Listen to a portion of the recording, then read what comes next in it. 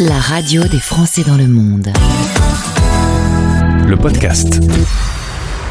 Vous êtes en couple, vous avez des envies, des projets de couple. Eux aussi en ont un, mais un peu plus particulier. Faire le tour du monde en autostop.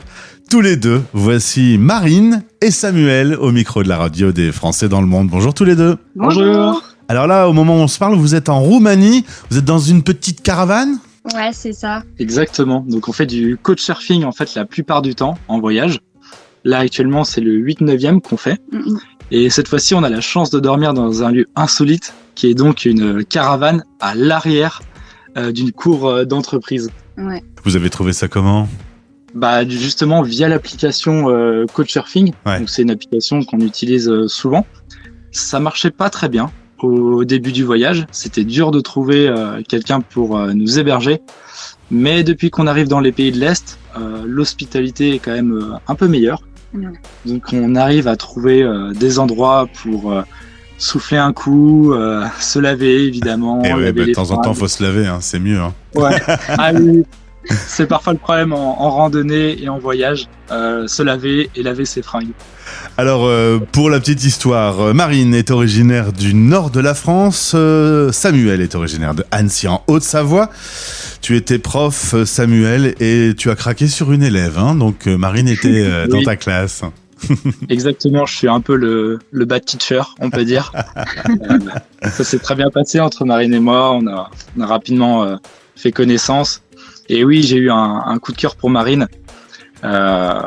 Et ça a été très rapide. C'est pour cette raison que j'ai décidé d'arrêter mon travail et d'aller la rejoindre dans le sud de la France, à Digne-les-Bains. Et voilà. Et voilà, maintenant ça fait 1 an qu'on est ensemble. Voilà, ça fait Enfin, 1 an qu'on est seulement ensemble. 1 an, quoi. C'est tout neuf. Ouais. Alors, Marine, tu travaillais dans un supermarché, il y avait le boulot de Samuel, mais il y avait de la routine, vous aviez surtout une envie de voyage tous les deux. Ce projet était dans le coin de votre tête. Vous avez donc décidé de tout lâcher et de partir pour ce tour du monde en autostop. La décision, vous deux, ça a été une chose, mais l'annoncer à vos proches, ils ont réagi comment ? En vrai, ils ont très bien réagi. Hein. Ils avaient un peu peur. Mais au final, quand ils voient comment se passe le voyage actuellement, ils ont Ils sont totalement rassurés. confiance en nous, quoi. Je pense qu'au début, en fait, ils avaient pas peur parce que ils nous prenaient pas au sérieux. Aussi, ouais. Ça. Ils ont dû se dire, ouais, ils vont faire le tour de la France ou peut-être juste le tour de l'Europe et ils vont revenir bien sagement. Ou alors ils vont en avoir marre de pas réussir à faire de l'autostop. Du coup, ils nous prenaient pas vraiment au sérieux. Ouais. Raison pour laquelle je pense qu'ils avaient pas peur. Ouais. Vous êtes partis il y a 4 mois, il y a eu les au revoir depuis Digne-les-Bains. La meilleure amie de Marine a été même la première autostoppeuse. Hein. Elle vous a dit au revoir, mais elle vous a gardé un petit peu quand même. Et puis ensuite, c'est parti pour l'aventure. 4 mois sur les routes, on s'améliore de jour en jour. On sent que sa technique, par exemple, d'autostoppeur s'améliore. Exactement, ouais. Ouais, on a de plus en plus des petits tips pour pouvoir faire de l'autostop. Du coup, on essaye de trouver des coins stratégiques pour que les voitures puissent s'arrêter. Et puis, ça va de mieux en mieux au fur et à mesure du voyage. En Et fait, bon. on s'est rendu compte que l'autostop, c'était un art et qu'il fallait vraiment se mettre dans la peau à chaque fois du conducteur. Fallait vraiment faire preuve d'empathie. Voilà, est-ce qu'on représente pas un risque pour lui ? Est-ce qu'on est bien habillé ? Est-ce qu'il peut s'arrêter sur le coin de la route ? C'est toute une façon de faire, en fait. C'est vraiment un art, l'autostop. Du coup, vous sentez aussi les différences culturelles de pays en pays. Vous m'avez dit, par exemple, qu'en Italie, vous avez un peu galéré. Les Italiens s'arrêtent pas. Non, en fait, c'est pas super bien vu, l'autostop en Italie. Parce qu'en fait, je pense qu'on est un peu vu, malheureusement, comme des SDF, certainement. Et donc, ouais, ça marchait pas très bien. On a été surtout pris par des étrangers ou des étrangers qui travaillent en Italie, mais finalement assez peu par les Italiens. Alors, c'est le moment de cette interview où les parents et vos amis pourraient changer de radio. Hein. Allez écouter un petit peu Énergie ou France Inter, parce qu'on va parler des bonnes et des mauvaises surprises sur ces 4 mois de parcours, pour leur laisser le temps de déménager sur une autre radio. Les bonnes surprises de ces 4 premiers mois. Alors les bonnes surprises, C'est les rencontres. ouais, on fait vraiment des super belles rencontres. Ouais, via l'autostop et le couchsurfing. Par exemple, en Italie, on a croisé une jeune fille, enfin une jeune femme, qui s'appelait Adelina et qui nous a récupérés en autostop et en fait, qui nous a offert l'hospitalité durant 10 jours. On lui avait rien demandé et puis, puis c'est grâce à elle qu'on est actuellement en Roumanie. Et vous parlez combien de langues comme ça pour vous adapter? C'est quoi, c'est l'anglais le master? Oui, c'est l'anglais. C'est l'anglais, ouais. C'était un peu dur l'anglais au début du voyage, mais maintenant on s'y fait vite, hein. On s'adapte vite aux situations. La mauvaise, du coup, les choses un peu moins agréables de votre parcours. Alors, il y a 2 mauvaises nouvelles. La première, c'était en Slovaquie. Parce qu'en fait, le port d'armes en Slovaquie est autorisé avec des documents. Et donc, la première voiture qui nous prend en Slovaquie, la personne parle très mal anglais. On ne comprend pas ce qu'elle nous dit. La communication est très mauvaise. Et surtout, au moment où on rentre... Je vais pas aimer la suite, je sens. Je sens que je vais flipper. Vas-y. Et je vois qu'elle a une arme à sa ceinture. Ah ouais.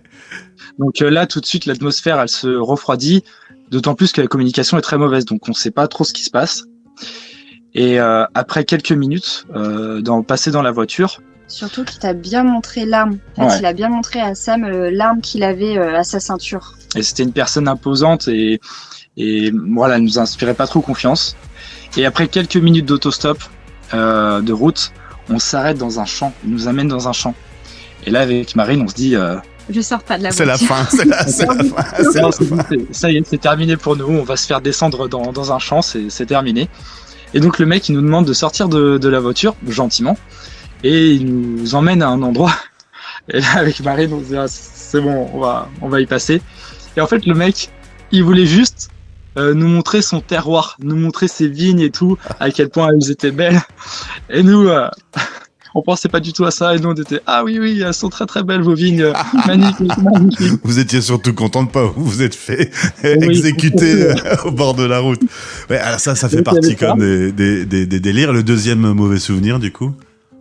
C'était les orages, parce qu'en fait on a eu un été qui était très pluvieux, très orageux. En Slovénie, il y a eu des inondations records depuis 91 qui ont causé énormément de dégâts dans le pays. Nous, à ce moment-là, on était en camping, on s'est fait arracher notre tente par la tempête. Et il y a 2-3 semaines de ça, on était dans le parc d'Apuseni, en Roumanie. Et malheureusement, on avait campé en haut d'un sommet.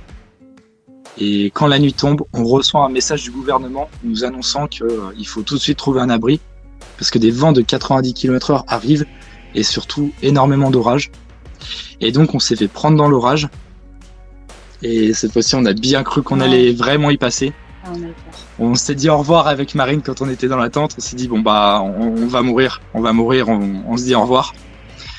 Et on a eu de la chance parce qu'il y a plusieurs orages qui ont tapé à quelques dizaines de mètres de la tente.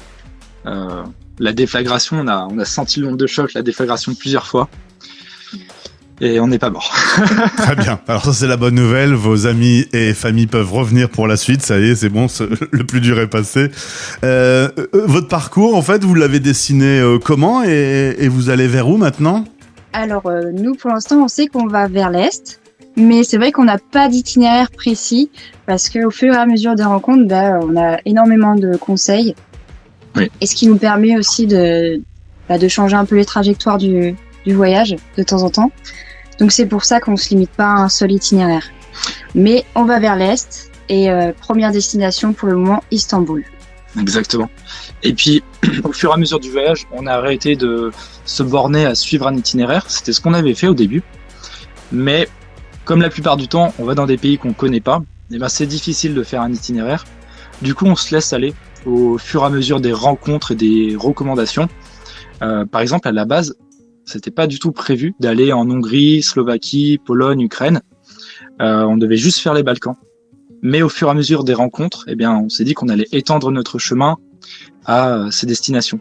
Et il y a quelques jours, on se disait, on va aller en Palestine et en Israël, parce qu'on venait de faire de l'autostop avec ces gens-là. Peut-être pas, du coup. Ouais. Avec les actualités, du coup, on s'est dit, finalement, non. On va pas y aller. Un petit mot sur l'argent. Samuel, tu continues à être professeur. Tu corriges des copies à distance. On te les envoie en PDF. Comment vous faites pour gérer les dépenses? Évidemment, vous avez un rythme de vie qui est relativement contrôlé puisque vous vous déplacez déjà en autostop et vous avez la tente. Ça coûte combien? Vous avez mis un peu d'argent de côté? Alors, oui, on a mis un peu d'argent de côté. Il faut savoir que moi, j'arrive à peu près gagner 500 € par mois. Je travaille pour une école d'art appliqué en ligne qui s'appelle l'EDA. Marine a aussi mis un peu d'argent de côté. Mais évidemment, il faut faire très attention aux dépenses au quotidien. On a un budget qui est aux environs de à peu près 15 € par jour, ce qui fait aux environs d'un peu moins de 500 € par mois. Donc évidemment, parfois on a des dépassements, mais pour l'instant, on arrive à bien s'en sortir. Voilà, en dormant dans la tente, c'est gratuit, et aussi en faisant un maximum d'autostop. C'est comme ça qu'on arrive à réduire les dépenses au quotidien. Vous pouvez suivre Marine et Samuel sur le compte Instagram et autre nouvelle qui peut être donnée aujourd'hui sur la radio. Vous lancez votre chaîne YouTube. Depuis quelques jours, elle est en ligne. Donc on peut également dans ce podcast avoir le lien de votre chaîne. Vous allez montrer un petit peu votre quotidien ? Exactement. En fait, Instagram, c'était plus une vitrine. Mais YouTube, ça sera tous les coulisses en fait de cette vie. C'est là qu'on va filmer l'autostop, montrer nos galères, montrer voilà quand on a un problème. Quoi. Exactement, la vérité. Eh ben écoutez, on va faire un truc. On va se faire un petit fil rouge tous les trois. On se retrouve dans quelques mois. Vous êtes partis pour combien de temps ? Vous vous êtes donné une durée maximale ? Pas de limite. Il n'y a pas de limite non plus pour le temps. Eh ben, vous savez quoi, quand vous avez envie de nous raconter un petit peu vos péripéties, les bonnes rencontres, les belles choses, de partager votre expérience, vous revenez ? Allez, avec plaisir. Avec grand plaisir. Eh ben, je vous souhaite une excellente aventure. Profitez de la découverte du monde, qui peut être beau, qui peut être aussi parfois un petit peu décevant. Alors voyez le meilleur côté de ceci. À bientôt. À très bientôt, merci. Vous écoutez Les Français parlent au français, parrainé par Bayard Monde. Bayard Monde, c'est une équipe de 30 délégués présente sur 5 continents pour vous abonner au magazine Bayard et Milan.